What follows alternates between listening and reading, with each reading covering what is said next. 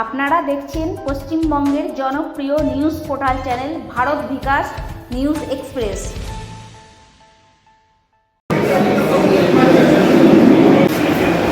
নমস্কার, আপনারা দেখছেন পশ্চিমবঙ্গের জনপ্রিয় নিউজ পোর্টাল চ্যানেল ভারত বিকাশ নিউজ এক্সপ্রেস। আমি পাবন ব্যানার্জি আমাদের সাথেই রয়েছি। যেমন কি আমি এই মুহূর্তে উপস্থিত রয়েছি আমাদের যে কুলটি যে বিধানসভা রয়েছে, সেই কুলটি বিধানসভার অন্তর্গত নিয়ামতপুর শিল্পাঞ্চলে রয়েছি। এখানে আমরা একটি বেসরকারি ম্যারেজ হলে আমরা দেখতেই পাচ্ছি যে এখানে ভারতীয় জনতা পার্টির সেই বিজয়া সম্মেলন এখান থেকে শুরু হতে চলেছে। আর কিছুক্ষণের মধ্যেই সেই বিজয়া সম্মেলন শুরু হচ্ছে এবং আমাদের মধ্যে এখানে উপস্থিত হয়েছেন এখানে আমাদের কুলটির জনপ্রিয় বিধায়ক ডক্টর অজয় কুমার পোদ্দার। তিনি ইতিমধ্যে উপস্থিত হয়েছেন। এখানকার যারা মন্ডল প্রেসিডেন্ট রয়েছে, মন্ডল টিমের প্রেসিডেন্ট রয়েছে, তিনিও ইতিমধ্যে উপস্থিত হয়েছেন। এছাড়াও যারা কার্যকর্তারা রয়েছেন, বিজেপি কার্যকর্তারা, তারাও কিন্তু ইতিমধ্যে এখানে তারা উপস্থিত হয়ে গেছে। কিছুক্ষণের মধ্যেই সেই অনুষ্ঠান, বিজয় সম্মেলন যে অনুষ্ঠান, সেই সম্মেলন শুরু হতে চলেছে এবং ভারত বিকাশ নিউজ এক্সপ্রেস নিউজ চ্যানেলের পর্দায় আমরা সরাসরি সেই চিত্র আমরা তুলে ধরছি। আপনারা সঙ্গে থাকুন।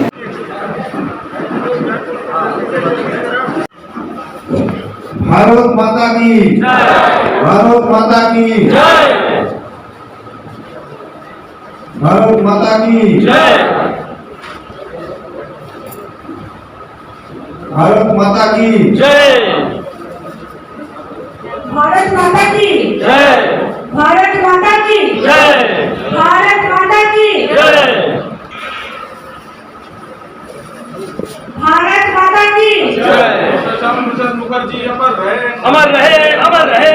श्याम प्रसाद मुखर्जी चिंताधारा दिखे दिखे छोड़िए दाव छोड़िए दिन डॉक्टर श्याम प्रसाद मुखर्जी अमर रहे अमर रहे अमर रहे।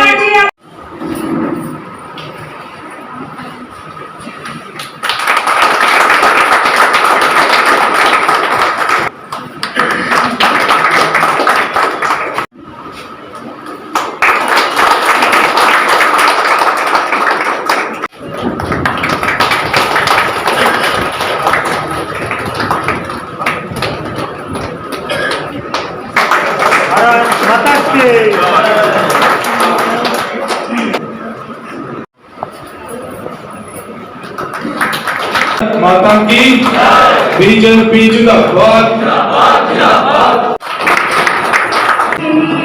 आकाश में আমার মুক্তি আলোয় আলোয় এই সুন্দর স্বর্ণালী সন্ধ্যা এই বন্ধনে জড়ালে গো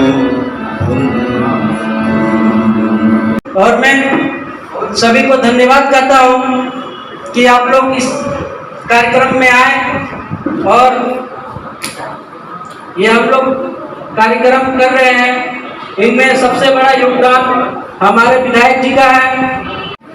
सबसे अच्छा मुझको ये लगा कि आज हम लोगों को कमल फूल देकर के स्वागत किया गया। इसके लिए आयोजनकर्ता और विधायक साहब को बहुत बहुत धन्यवाद। सबसे पहले आप लोगों को शुभ विजया और आने वाला हम लोग का जो बहुत बड़ा महत्वपूर्ण त्योहार है दीपावली और लोक आस्था का महापर्व छठ पूजा की अग्रिम शुभकामना लोगों को देता हूं। सुख शांति बनी रहे और आपसी भाईचारा का त्योहार अच्छे से मनाएं। आज हमारे मंडल 3 आज विजय सम्मेलन हमारे उद्देश्य হচ্ছে আমাদের সকলে একসাথে থেকে একে পরস্পরকে বোঝা। আপনার বুথ দেখুন, বুথে বুথ জিতলে আমরা ভোট জিতবো, আমরা ইলেকশন জিতবো। আর এই পশ্চিম বাংলায় হিন্দুত্ববাদী সরকার গড়ে উঠবে। আর গড়ে ওঠার পর এই পশ্চিম বাংলাকে আমরা দ্বিতীয় ইউপি করে আমরা তুলে দেখা দেবো। ধন্যবাদ। ফ্রন্ট লাইনে যে যুদ্ধ করে সে আমাদের বুথ প্রেসিডেন্ট, তো ওদেরকে প্রণাম জানাই। ওরাই ইলেকশন জিতে, তারাই ইলেকশন জিতায়।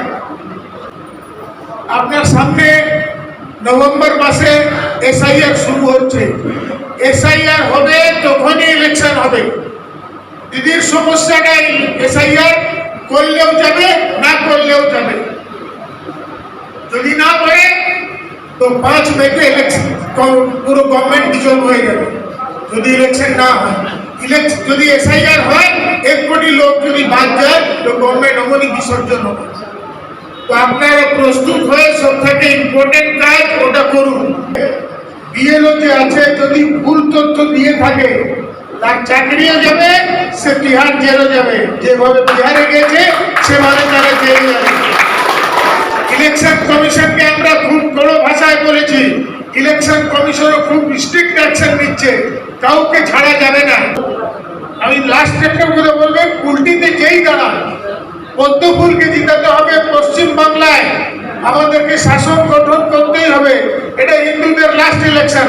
26-এর পরে আপনাকে আর ভোট দিতে হবে না, আপনার ভোটে কোনো সরকার হবে না। এটা লাস্ট চান্স আছে আপনাদের ভোটের জন্য, সরকার গঠন করার জন্য। এটা আপনাদেরকে সাবধান করে দিচ্ছি। এটা নিশ্চিতভাবে আপনি নিজে গিয়ে পাড়ায় একটা একটা লোককে বুঝাবেন।